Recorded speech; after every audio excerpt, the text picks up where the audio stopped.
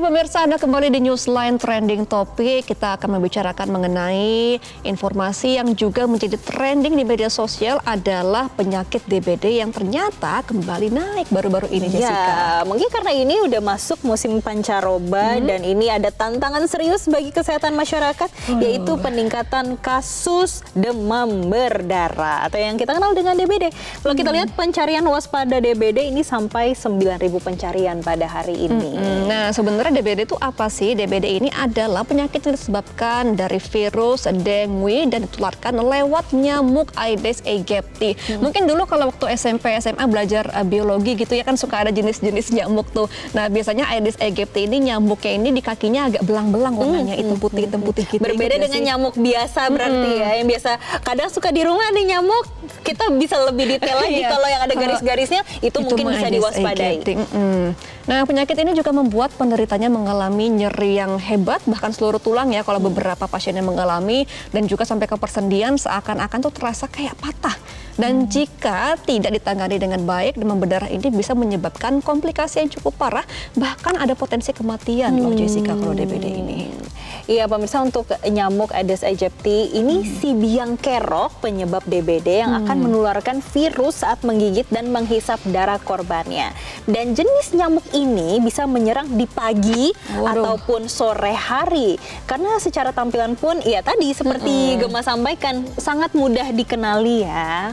Dan sepertinya ukurannya juga, bahkan ciri fisiknya ini yang kecil. Nyamuk ini bahkan nggak suka di tempat kotor. Lain kalau beberapa kali kita ke tempat-tempat yang mungkin banyak sampah, itu kan juga banyak nyamuk ya. Nah, tapi kalau Aedes aegypti ini malah nggak di tempat-tempat yang kotor. Melainkan malah menyasar tempat-tempat yang bersih seperti bak mandi. Jadi harus sering-sering dikuras tuh kalau yang punya bak mandi ya. Ya, selain itu juga ada resiko yang membuat Anda lebih rentan ya untuk terkena DBD. Ini ada beberapa. Yang pertama, ini tinggal atau sedang bepergian ke daerah tropis. Kalau di Indonesia justru semuanya tropis. Makanya berarti semua yang ada di Indonesia harus berhati-hati. Kemudian yang kedua, memiliki riwayat infeksi virus dengue. Atau ada yang pernah kena DBD sebelumnya ya. Tapi Gemma udah pernah kena DBD belum? Alhamdulillah belum, Jessica. Jangan sampai kita harus tetap menjaga kesehatan dan ingat, lihat lingkungannya, dijaga lingkungannya. Kemudian juga ini untuk anak-anak, lansia dan juga orang yang kekurangan sistem kekebalan tubuh ini juga menjadi rentan sekali nih kalau terkena DBD. Jadi kalau orang terdekat mulai merasakan ada gejala-gejala tadi seperti panas, meriang, kemudian juga badannya kayak rasanya nyeri ya, beda kayak demam biasanya, langsung udah dibawa ke UGD mungkin ya. Lalu yang menjadi pertanyaannya sebetulnya bagaimana cara mencegahnya? Kita mencegah lebih bagus daripada mengobati ya. Jadi ada beberapa upaya pemirsa. Yang pertama, menjaga kebersihan lingkungan. Tentu kita harus menjaga kebersihan lingkungan ya. Mau DBD mau nggak ada DBD, kebersihan itu nomor 1. Iya, jadi nggak perlu nunggu ada penyakit dulu ya teman-teman ya. Kemudian menimbun barang bekas yang tidak terpakai. Nah, ini orang-orang yang punya kondisi hoarders ini juga coba diperhatikan deh. Kalau ada barang-barang yang bekas yang memang sudah tidak terpakai, mendingan dibuang saja atau disimpannya di tempat yang lebih tidak terjangkau deh dengan aktivitas kita sehari-hari di rumah ya. Jadi nggak ada nyamuk atau mungkin lalat juga kan jadi sumber penyakit ya. Dan selanjutnya upaya lainnya adalah dengan menghilangkan genangan air. Yang mana pemirsa upaya seperti 3M, ini masih ingat nggak kira-kira 3M itu apa? Kayak menguras, menutup, mengubur, ini harus dilakukan secara konsisten, termasuk ini memberikan obat pembasmi jentik nyamuk itu harus dilakukan. Iya, kayaknya kalau sekarang udah banyak yang dijual dan banyak bisa dibeli oleh para masyarakat ya. Nah, ini juga nih menaburkan bubuk abate. Pasti juga sudah pada familiar dengan abate ini ya, dengan tadi 3M itu. Kemudian juga yang paling penting lagi adalah meningkatkan sistem kekebalan tubuh. Nah, ini olahraga yang cukup, makan makanan yang bergizi, minum vitamin kalau memang asupannya kurang, dan juga tidur yang cukup. Dan terakhir, ini nggak kalah penting sih pemirsa, memasang obat nyamuk. Ini nih harus nih, apalagi di musim-musim pancaroba, ya entah itu nyamuknya untuk nyamuk DBD atau tidak, ya lebih baik kita pasang dulu saja nih. Untuk tadi kalau Gemma sampaikan lebih baik mencegah daripada harus mengobati. Terserah deh mau pakai yang dibakar, mau pakai yang elektrik, mau pakai yang disemprot, yang penting bisa mencegah adanya nyamuk di dalam rumah. Nah, kita juga juga akan membahas kembali nih, mengingatkan kembali kepada teman-teman kira-kira apa gejala yang perlu diwaspadai ketika mulai terserang DBD. Nah, ini demam tingginya ini sangat tinggi nih teman-teman, karena mencapai 39 derajat Celcius dan bertahan lama 2 hingga 7 hari. Jadi kalau berturut-turut nih nggak turun-turun panasnya, coba deh langsung dibawa ke rumah sakit. Iya, untuk dicek gitu ya apakah benar DBD. Kadang kalau panas tinggi gitu sekarang kita sudah agak bingung ya. Kadang ada yang bisa bilang itu COVID, kadang ada yang DBD, kadang ternyata tipes. Nah, ini mirip-mirip soalnya kalau demam sampai 2 hingga 7 hari. Kemudian selanjutnya ciri-ciri lainnya adalah sakit kepala dan juga mual hingga muntah.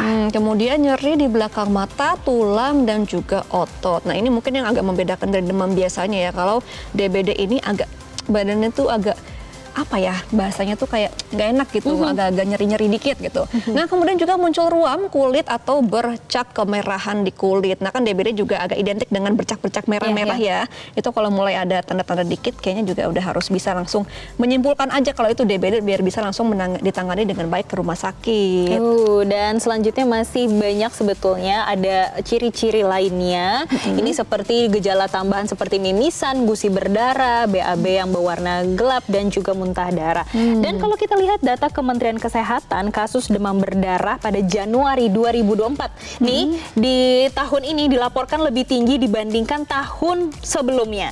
Karena di 2024 ini mencapai 14.484 kasus DBD dan kematiannya mencapai 111 untuk Januari 2024 saja. Dan itu tinggi ya, masih di awal tahunnya sudah lebih dari 100 ya. Nah, kita juga akan membahas nih kalau tadi kan mengenai ciri-ciri dan juga dampak selain ciri dan juga bagaimana nanti dampaknya dan juga bagaimana preventifnya. Nah, untuk preventif ini tuh ada banyak sekali selain obat nyamuk tadi. Kalau mau bicara yang lebih alami nih Jessica, ini bisa menggunakan minyak kayu putih dan lemon. Jadi dicampur aja, ditaruh mungkin di ruangan karena baunya itu tidak disukai oleh nyamuk-nyamuk. Kemudian juga ada bunga lavender dan juga minyak cengkeh serta kulit jeruk. Ini kan bisa didapat semua di pasar juga bisa ya beli gitu ya kalau mau lebih alami gitu. Jadi ada beberapa cara memang teman-teman untuk mencegah yang lebih alami. Tapi tahu gak sih Gemma, kenapa sih kira-kira di tahun 2024 ini kasusnya bisa lebih tinggi dibandingkan sebelumnya? Jadi ternyata Kementerian Kesehatan menyampaikan dengan adanya perubahan cuaca dan salah satunya kata El Nino. Jadi El Nino ini tidak hanya berdampak pada harga pangan saja, tapi juga terhadap kesehatan kita. Nah, tapi ini yang uniknya juga lagi ya Jessica, pihak Kemenkes ini juga sudah melakukan berbagai cara preventif ya. Salah satunya ini adalah mengembangkan salah satu bakteri. Bakterinya ini yang bisa ditemukan di serangga-serangga ternyata. Tapi ini bakteri baik. Jadi bakteri ini akan dikembangkan di nyamuk juga. Jadi nyamuknya ini akan dinamakan nyamuk Wolbachia. Oke, jadi gimana nih cara kerja bakteri ini nih? Mungkin kalau teman-teman pernah nonton Jurassic Park yang paling baru yang terakhir, ingat gak sih ada wabah belalang?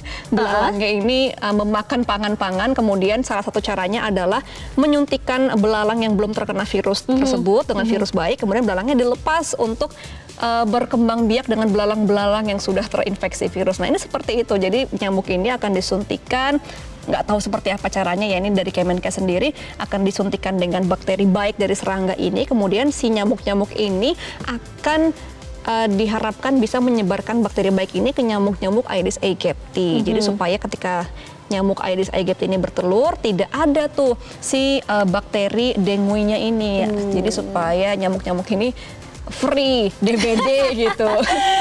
Oke, jadi ini kita bisa lihat ya kalau di belakang kita nih ada grafis yang menunjukkan ini gimana Wolbachia atau Wolbachia ini ya bekerja sehingga bisa mengurangi DBD, kasus DBD di satu daerah.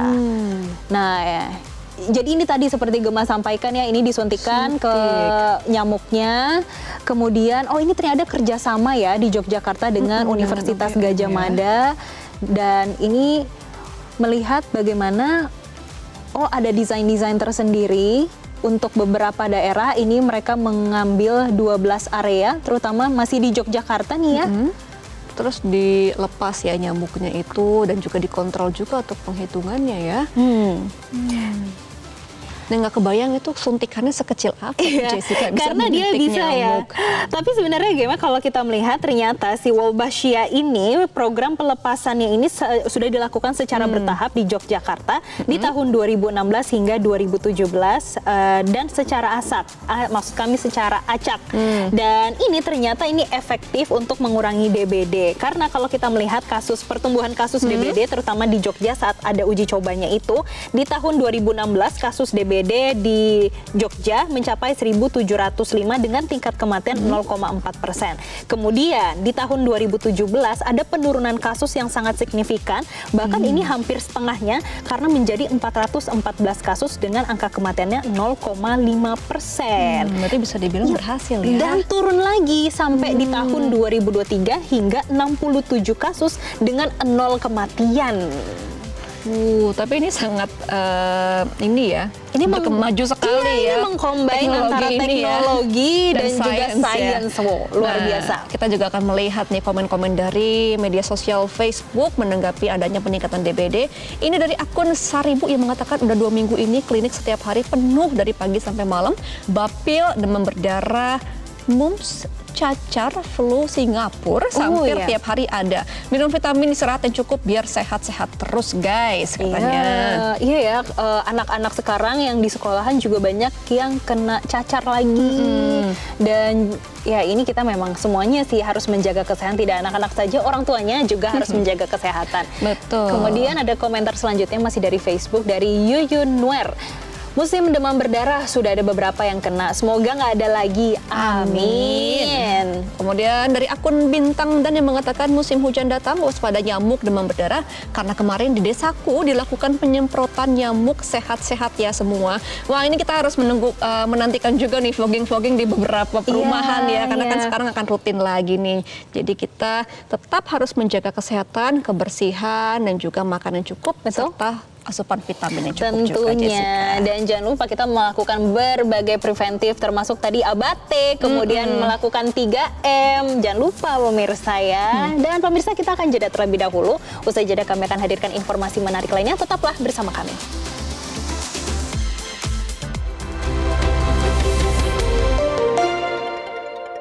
Jelajahi cara baru mendapatkan informasi. Download Metro TV Extend sekarang.